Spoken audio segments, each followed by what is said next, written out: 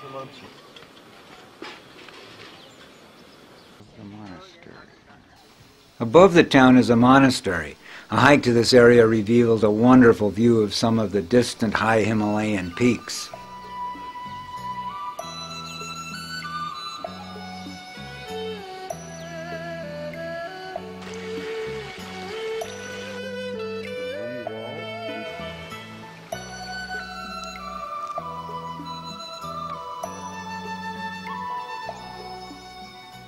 The people living on these terrace farms have to be self-sufficient, and they grow a number of crops, including peaches, pears, bananas, pumpkins, cucumbers, red peppers, millet, green beans, corn, tomatoes, and tea.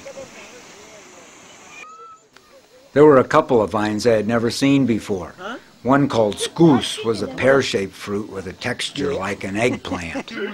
Another called karela was like a soft bell pepper with bumpy skin and a mild flavor. We set up our operation in the yard of the school. Once we had all our equipment unpacked, we realized a problem in translation had resulted in a major glitch. We had no compressor, without which none of our equipment would work. Pem was able to call Kathmandu, locate a compressor, have it flown to Thaplu, where it was picked up by a couple of our porters who took turns carrying it to us. The route that had taken the volunteers 2 days to traverse, those two barefoot porters did in 3 hours.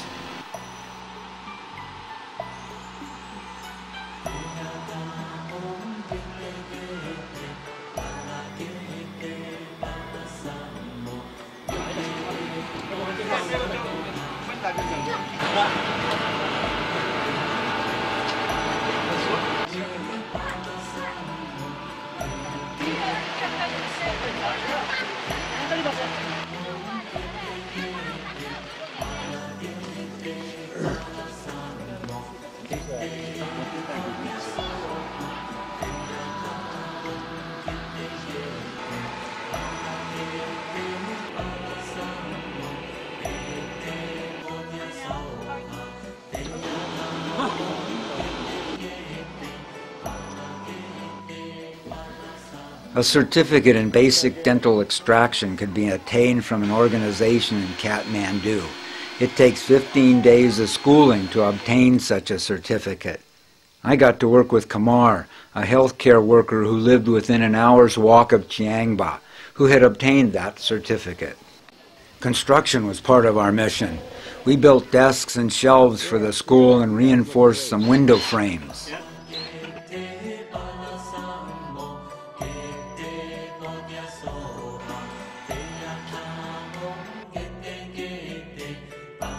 The building team also installed 2 smokeless stoves.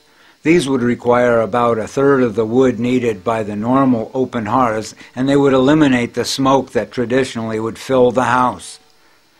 Amazingly to me, these have been tried elsewhere in Nepal and rejected. It is very hard to overcome the inertia of tradition and the old ways. The medical team treated a number of problems. Every patient automatically received meds for intestinal worms.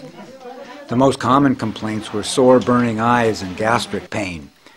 Dr. Dan thought the eye problems were caused by high-altitude UV radiation and smoky fires. The eye problem was helped by dispensing dark glasses. The gastric problems were probably related to drinking of chang, a fermented concoction of wheat or rice or corn. Daily social gatherings involve the drinking of chang. On special occasions, a scrambled egg is added. I tasted the stuff.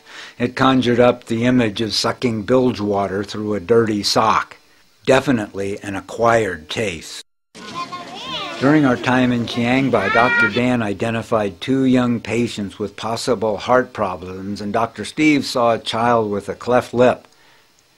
We arranged for all 3 of these kids to be sent to Kathmandu for evaluation and treatment. The boy with the cleft lip was seen and treated in 1 day. A thank you ceremony occurred our last night. Some of the entertainment was provided by a group of Chang lubricated ladies.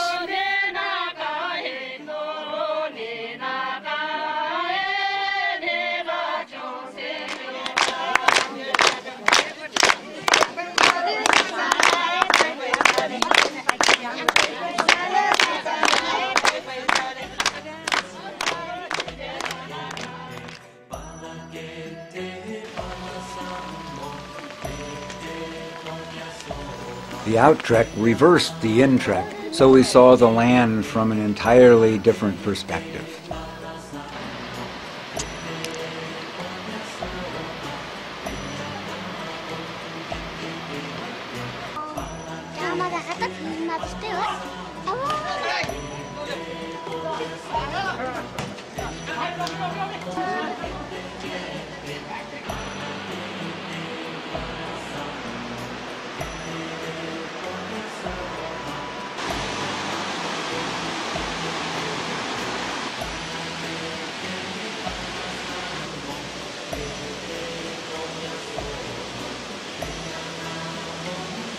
I know. It's really good.